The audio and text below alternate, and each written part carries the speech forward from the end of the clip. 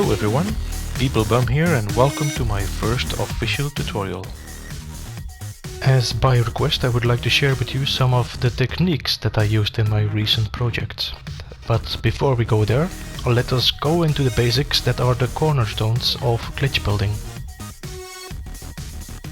Now, since the Beyond update, there are three techniques which would be used to achieve this. That is Tier 1, Tier 2 and wire glitching. Tier 1 is using a green stated base item and then rapidly shifting to a neighboring piece while placing it. The second method is using a base part in green state, dropping down in the menu and up to another, and then place a red stated item. The last technique, wire glitching, is using the wire cursor to place an earlier green stated object. Now let us look deeper into two of these methods. Let us start with the Tier 1 technique. Of all methods, this one is the most frequently used in my builds.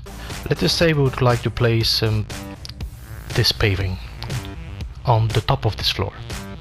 As you can see, it's red stated and it will not allow us to place it. So we need to trick the game into thinking it's green. We can do this by using an item that is allowed to place. Let's take, for example, this pipe. Now what we need to do is place the pipe on the spot where we would like to have the pavement. The trick is to quickly shift from the pipe to the pavement right when you place it. So normally what you do is you press R2 to place the pipe. Now at the moment you actually want to place it, you move towards the paving. So like this. And there you go.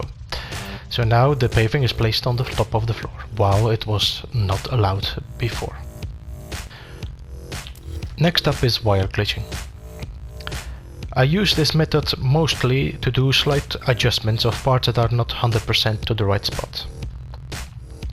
Now, quite similar to the with Tier 1 method, you have to start off with a green stated object. Let's get some light. So let's say I want to put a pipe here, but as you can see, there's only a few designated targets that are allowed to place the pipe.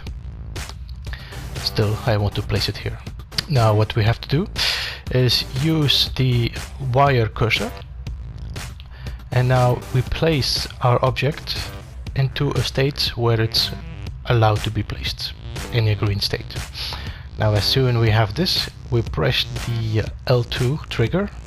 Now we see the cursor of the wire.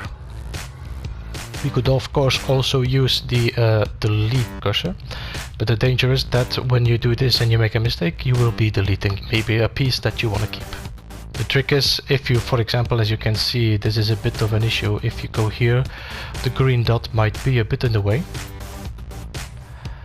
So you could go to the delete, then you choose the green stated item until you have it, and then you move your cursor to the spot you want, and now you can go to the wire to make sure you don't remove the object. Now what you need to do is you have to release now the left trigger so the object becomes visible, but at that moment you release it, you will have to place the object at the same time. It's a short delay between the buttons until you find the right rhythm, but after that it's quite easy to do it. So let's try this out. So as I said, green state, location, release and place. And there we go.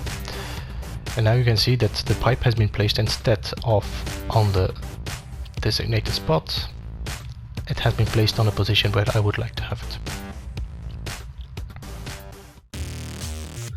So these were the two basic techniques I've been using in all my projects, and I will be showing you more on how to use these to your advantage. And that's what we're gonna be doing in the next episode. I hope you guys enjoyed this, and if you did, hit that like button. If you want to keep in the loop of new upcoming videos, please subscribe. I see you guys next time.